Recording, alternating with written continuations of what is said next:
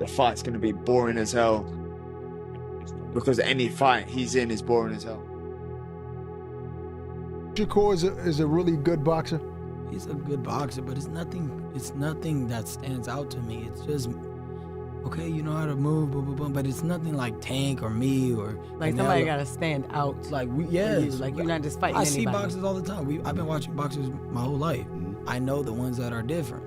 He's not different. Shakur will do everything, you know, not even to get like an ounce of hitting. Like he's scared to really lock in and get in there. Devin's not.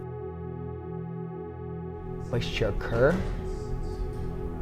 that guy will put anybody to sleep outside the ring, not inside the ring, because that's like he's the most boring fighter in the history of boxing. And they say whatever they want, they can hype him up and all that stuff, but I really feel bad for him because there's no way they could put him on pay-per-view. He can't sell a fight.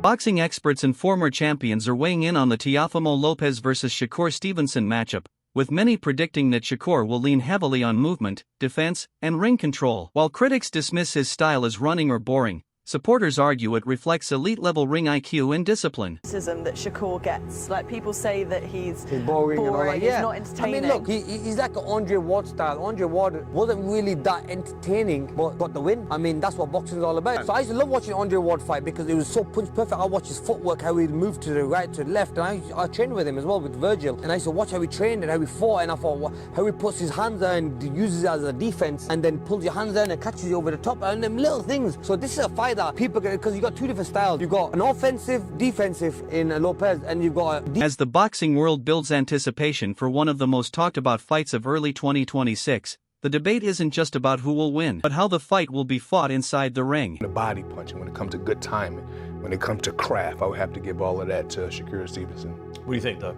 They're both boxers. I look at Stevenson as a versatile technician. I look at Teofimo. He's a boxer puncher, but his specialty is his counter punching. Listen, if Stevenson wants to be on his stick and move game, very difficult style matchup for Teofimo, and maybe not that entertaining to the fans. Because Stevenson's longer. Exactly. Stevenson's defense probably the best in the game, and he's longer. Great reflexes and timing, and so does Teo. That's why he's a great counter puncher. But Teo's, he's a very special athlete, and as a competitor, he is one of those guys who saves his A game for a fellow elite opponent. That's when he really rises his game and shows us the Teofimo Lopez that everybody thought he was. Shakur Stevenson, the undefeated WBC lightweight champion, is widely praised for his defensive mastery. His sharp footwork, angles, and distance management make him one of the hardest fighters to hit in boxing today. While many admire his technical brilliance, others criticize his approach for lacking non-stop action. A lot to say these days. Shakur Stevenson, well, of course he's now 135 after all that stuff, and then Devin Haney. Right, so why people even talk like he the best at, he didn't even fight at 135 yet. Right. He didn't even have power at 126, 30 or none of that. He is good. Okay. How can you, all that's just okay. How can you stop people that can actually hit? No matter all that boxing, you going to get. Teofimo Lopez, meanwhile, brings a completely different energy. Known for his explosiveness, athleticism, and power, the former unified lightweight champion and current WBO super lightweight title holder thrives on pressure and aggressive offense. Seen him around 140. We have seen Teofimo do good at 140, so it's a tricky one. I think it's a 50-50 chess game inside that ring. If you had to give somebody 51, the other guy 49, like the smallest edge. You're gonna put him in the spot, but only because I fought him before. I'll give him that 1% Shakur because I've fought him. I've never stepped in the ring with Teofimo. I've seen him fight, and I've seen him personally spar, and I've seen him. He's an amazing fighter, but I will only give him that one. Shakur. Against a mover like Stevenson, Lopez believes his forward pressure and combination punching can break the southpaw's rhythm and force him into uncomfortable exchanges. In boxing, so to speak, he's coming for my crown at the super lightweight division, and honestly, nevertheless, it's all about the fans. Who has a better resume between you two guys, do you think? Man, I'll tell you again, honestly, it doesn't matter until we hang up the gloves. I think that we still have such a long Depending on how well we do with our health, we got a long career ahead of us, man. So this is just something for everybody for 2026. We started off with a bang. Former champion Tim Bradley counters that narrative, arguing Shakur doesn't need to run. Bradley believes Stevenson can stay aggressive, using his jab, feints, and timing to keep Lopez off balance while controlling the pace of the fight. Yeah, it sounds crazy. Shakur can actually walk to Teo. Yeah, he can walk to Teo. Yeah, long as he walk behind with the jab, long as he walk behind with feints, because feints throw off Teo, jabs throw off Teo as well. He's a counterpuncher. Yeah, he's a counterpuncher. So if you can keep him off balance and keep him guessing, keeping that jab in his face, and you force him back, yeah, he moves his feet, but he makes a lot of mistakes. Gets himself out of position a lot of times. He's out of position a lot of the times, man. Brings those feet together at times. Oh, yeah.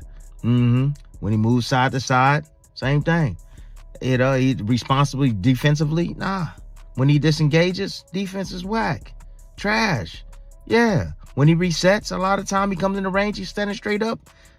Come on, man. Shakur can take advantage of Teo not being that great on the inside. Bradley also points out that Lopez often overcommits, gets out of position, and struggles with clean resets openings that Shakur can exploit by standing his ground, reading shots, and relying on superior boxing IQ. Teo? Nah, he can stand right in front of Teo. He could. Yeah. And see all them shots coming. For sure. You already know the punch selection that he gonna use. Punch selection gonna be he gonna try to use his jab at a rapid pace. Of course. He gonna try to out jab Shakur. Of course. Flicking it out there, flicking his jab out there, man. Trying to get some sort of response. Or flicking it out there, trying to just close the gap on Shakur. And he gonna throw the right hand downstairs. Yeah. That's what he gonna do. He gonna be looking for that right hand, then he gonna try to sneak him up top. Yeah.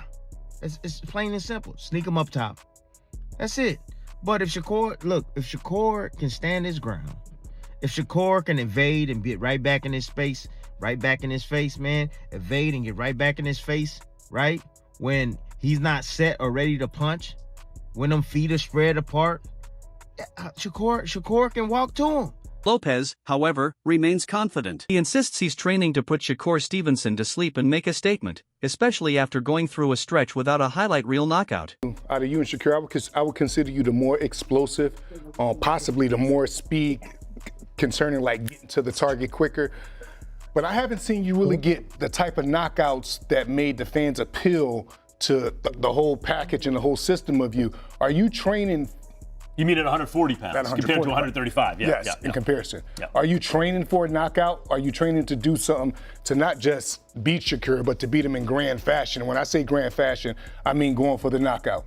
Well, I think that the whole thing is the Bible of boxing really is that if you look for the knockout, you won't get it. You know, I think really it's just all about setting the good pace early in the beginning rounds and then going from there, setting that tone. I think that I don't see him going those 12 rounds. This is his first time moving up to 140. A lot of these guys can say a lot of things about me not knocking them out or whatnot, but they don't come and try to fight me after they feel this power. So it's for a reason. It carries. It does carry. I mean, I had a good showing with Arnold Barboza.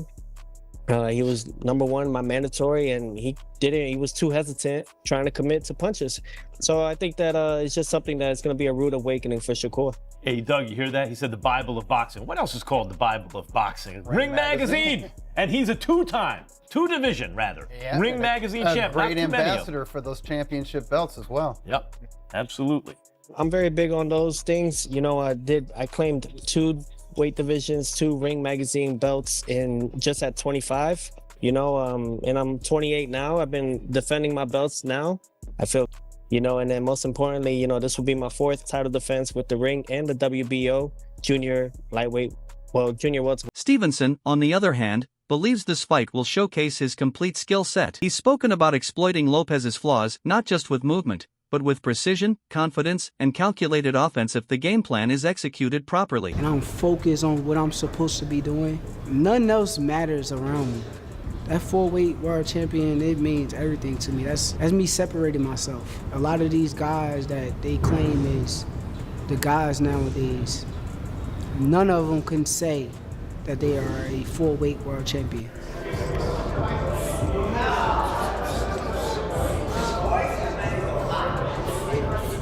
He got a lot of weaknesses, though. He's a very good fighter, but I do see a lot of weaknesses.